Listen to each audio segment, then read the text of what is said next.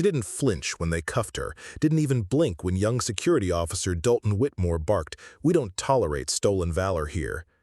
The crowd at Arlington National Cemetery watched with sharp eyes, their whispers cutting deeper than the cold metal around her wrists. All they saw was a weathered woman in a faded gray hoodie, combat boots, and a Navy SEAL trident tattoo showing beneath her sleeve. They didn't ask why Quincy Brennan had been standing at these gates since before sunrise, or why her hands trembled as she arranged white chrysanthemums with military precision. They just saw the flowers, the silent salute, and that controversial tattoo. It didn't matter that her fingers shook as she laid the wreath with genuine reverence. It didn't matter that she touched the marble stone with the kind of grief that comes from watching brothers fall in distant mountains. All that mattered was someone thought she didn't belong. Her name was Quincy Brennan. No rank displayed, no ribbons on her chest, no welcome home parade in her past. They dragged her away from the tombstones, past the ghost she'd come to honor every November for 13 years. A nearby child started crying. The guard stayed silent. Even the gentle wind through these sacred grounds felt colder. Quincy had stopped explaining herself years ago. She knew exactly how this world worked. A woman doesn't wear a SEAL insignia without facing questions, doubt, and accusations. Someone like her, weathered by wars most people only saw on television, tired from carrying invisible wounds, plain-spoken in a culture expecting heroes to be loud, was easier to doubt than believe. 15 years earlier, during her final combat deployment, she wore those exact same combat boots, but they were covered in Afghan dust and blood that wasn't her own.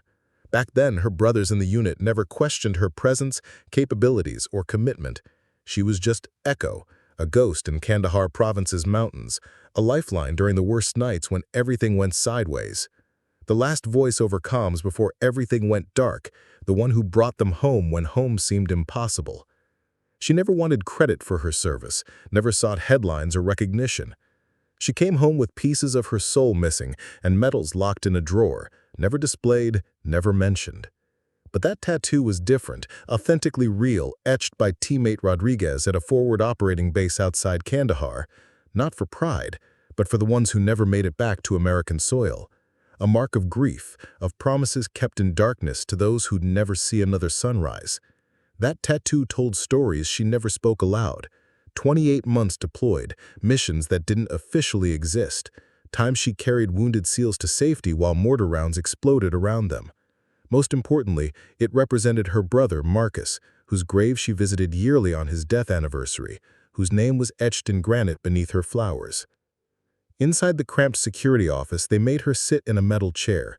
Officer Whitmore asked for identification with suspicion, demanded credentials with skepticism, accused her of dishonoring the uniform. She didn't argue, didn't defend herself, just stared at the framed American flag on the wall behind his desk. Its stars were crisp, fabric folded in perfect military triangles, but to her, viewing it through everything she'd sacrificed, that flag looked unbearably heavy. The office smelled of stale coffee and bureaucracy, forms and procedures, regulations and protocols, designed to keep wrong people out, but sometimes keeping right people silent. Whitmore typed on his computer, probably running her name through databases looking for proof she knew he wouldn't find. Some service records were classified, some heroes operated in shadows. Then came a measured knock on the office door, authoritative, commanding, the kind that demands attention. The door opened slowly and in walked a distinguished naval officer, older, tall, with silver hair and eyes like sea glass that had witnessed decades of naval service. Admiral Thaddeus Kessler didn't speak initially, just studied Quincy with the experienced gaze of someone who recognized what others missed, not with suspicion like the others, but with recognition that comes from shared experience. His eyes dropped to the tattoo on her forearm, studying it with knowledge of someone who understood its meaning. He stepped closer, examining details that marked it authentic, precise angles, specific design elements that couldn't be replicated by anyone who hadn't earned them. He leaned in and whispered something no one else could hear. "That tattoo's real." The office fell dead silent. Admiral Kessler, whose chest displayed 3 decades of service ribbons, turned to Officer Whitmore with calm authority that comes from commanding respect across oceans. His voice was measured but sharp.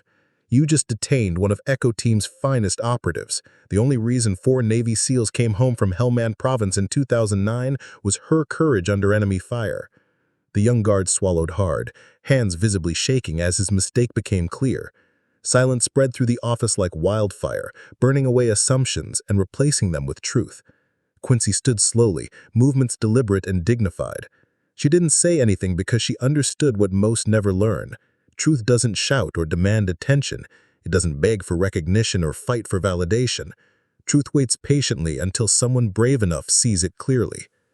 She walked out uncuffed and unbothered, head held high with quiet dignity of someone who has nothing to prove.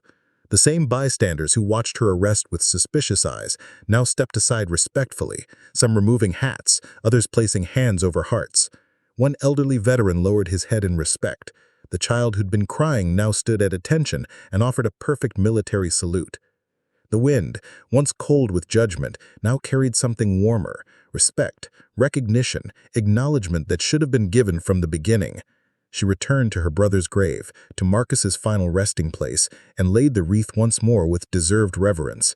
This time no one stopped her, questioned her right to be there, or doubted her grief. When she stepped back and whispered, "Still with you, Marcus," it wasn't for the living who now watched with respect.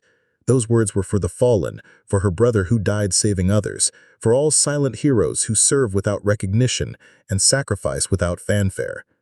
She hadn't come to Arlington seeking credit or recognition.